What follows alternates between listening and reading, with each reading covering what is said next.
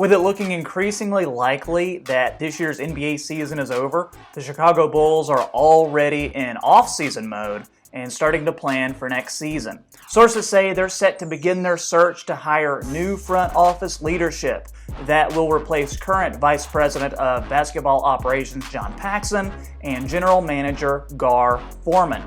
This new hire will be making all the basketball decisions, and interviews could begin as early as this week.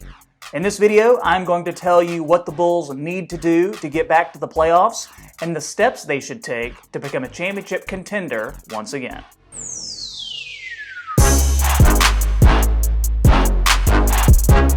What's up, guys? My name is Troy, host of the Half Court Report YouTube channel. This is the place for NBA news and analysis. So if that's your kind of thing, hit that subscribe button, or else I'm going to send Jim Boylen to your house. He's going to call a timeout with you down 25 and only 10 seconds left on the clock. So yes, please consider subscribing. I'm looking to get to 100 subs by the end of April.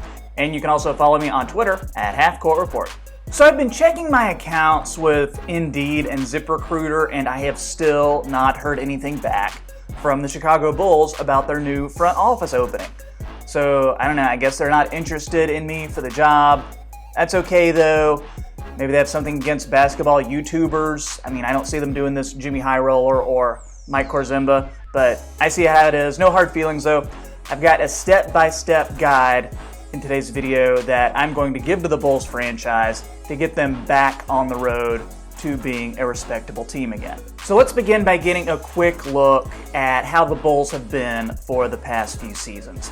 So if you look at the last 10 years, there's been varying degrees of success. Those all mainly coming when you had Jimmy Butler, Derrick Rose, Joakim Noah, Lil Deng, or some combination of those players.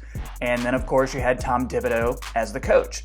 The last 5 years, though, the team has either hovered around 500 or been much, much worse than that. There's been a good amount of instability with the team.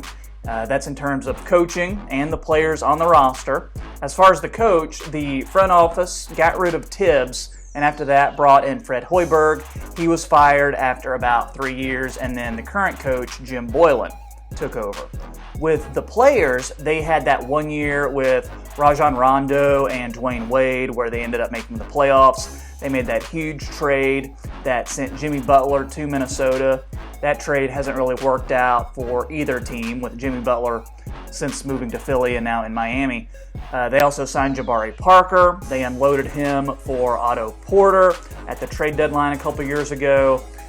He was injured this past year, and this year they've really tried to build from within, but they still really don't have that team identity. Unless, of course, that identity is losing lots of games and going to the lottery again. So what's the first step? Coaching is one of the easier things that a team can fix, so I think that needs to be the first change for this new leadership that takes over. That's going to be the first order of business. So apologies to current coach Jim Boylen, but he is just not getting the job done. He's butted heads with some of his players. There's talk that his coaching style really doesn't fit his team.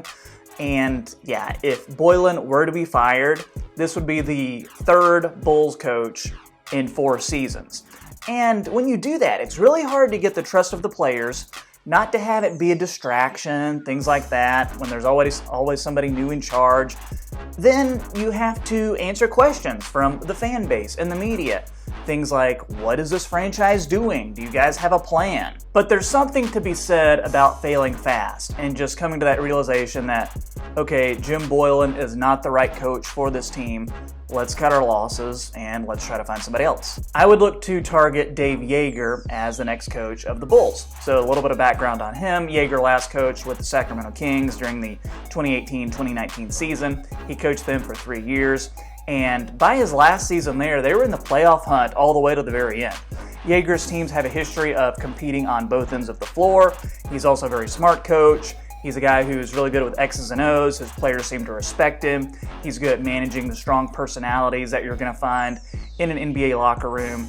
He's also had success with veteran teams, as he did with the Memphis Grizzlies, along with the young teams like he did with Sacramento. So he was with the Memphis Grizzlies for 3 years before he coached the Kings, got them to the playoffs all 3 years, And just imagine what he could do for a team like Chicago, a team that's in a bigger market and has a history of getting more free agents than teams like the Kings or the Grizzlies. Next up, let's look at the Bulls roster. So assuming Otto Porter picks up his player option, then you're going to have 12 guys who have guaranteed contracts for next year. You're also going to have a lottery pick in this year's draft, and that pick is going to be likely in the 7 to 9 range. So when I look at this roster, the main guys that stick out to me are Zach LaVine, Lauri Markkanen, Wendell Carter, Coby White, and Otto Porter. All these guys are in the 20 to 26-year-old age range, so a very young core. I really like LaVine's game. He averaged a career high in points this year at 25 points per game. He can also hit big shots, make plays a little bit too. I feel like he could be a second option on a playoff team or a third option on a contending team. LaVine's contract really isn't that bad, and starting next season, you're going to have 2 years to figure out if you want to pay him when he becomes eligible for that extension or what you want to do with him in terms of your roster. I would keep him for this new rebuild unless you just get an offer that completely blows you away. I'm also going to keep Coby White, who is on a cheap rookie deal. He just finished his rookie season. I see his future in the league as a third guard coming off the bench, kind of in the mold of Eric Gordon with Houston or Dennis Schroeder with Oklahoma City. Coby White was really coming into his own before the NBA shut down. Get this, in his last 10 games, he was averaging about 25 points per game, 4 rebounds per game, and 4 assists per game, which is pretty good. He can get a little shot happy. He can chuck it sometimes, but he can also really catch fire, and I like him as a guy who can lead a bench unit. As for Otto Porter, he had a bit of a lost season. He only played 14 games due to a foot injury. He can hit that three. He can rebound a little bit. He does have that player option for this coming season for $28 million, which is about double what I think he should be making in today's NBA, especially considering what he brings to the court. I wouldn't be opposed to bringing him back for next season, but to me, he would not be a priority, especially when you look at who else you could get in that free agency class. Lauri Markkanen and Wendell Carter are both solid players in the front court, but both have shown that they can be injury prone. Especially Wendell Carter. In each of his 2 seasons in the league, he's barely played more than 40 games. That's not going to get it done. Markkanen regressed in almost all areas this past season. He'd also just come back from injury when the shutdown happened and was still trying to get back into game shape. He'll be coming up on his 4th year. So I think this is really make or break time for him. You've got questions like, is he just a stretch big? Can he make a leap to become a second option on a good team? I think he and Carter fit well in a front court together, but I don't see either as a franchise changer. I would look to trade either Wendell Carter or Lauri Markkanen along with their lottery pick, which is likely going to be in that 7 to 9 range for a potential franchise piece. So being that Wendell Carter's skill set is a little more easily replaced, he's the one who I would look to trade. So maybe it's one of those things where a team that has a top pick would want to trade that pick for the Bulls' later lottery pick along with Wendell Carter.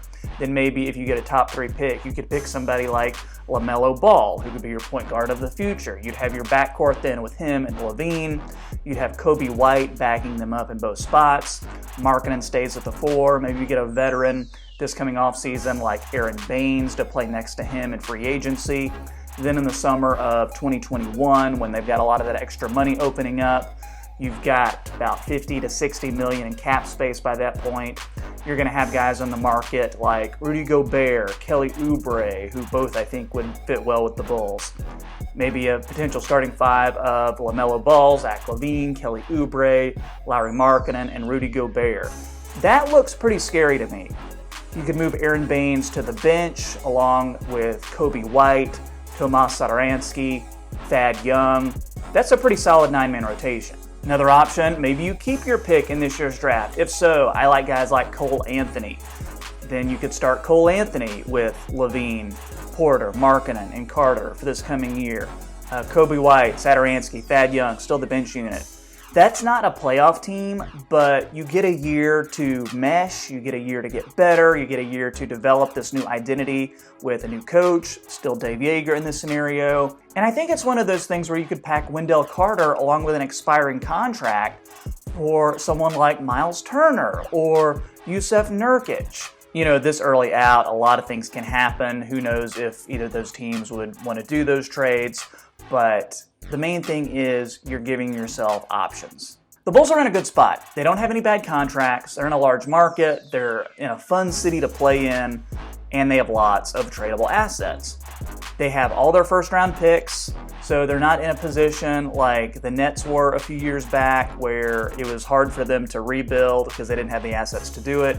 The pressure, though, is on now to get someone in there who can hire the right people and who's going to be able to make the right deals. It remains to be seen if they're going to be able to do that, but the good news, they have more working for them than they have working against them.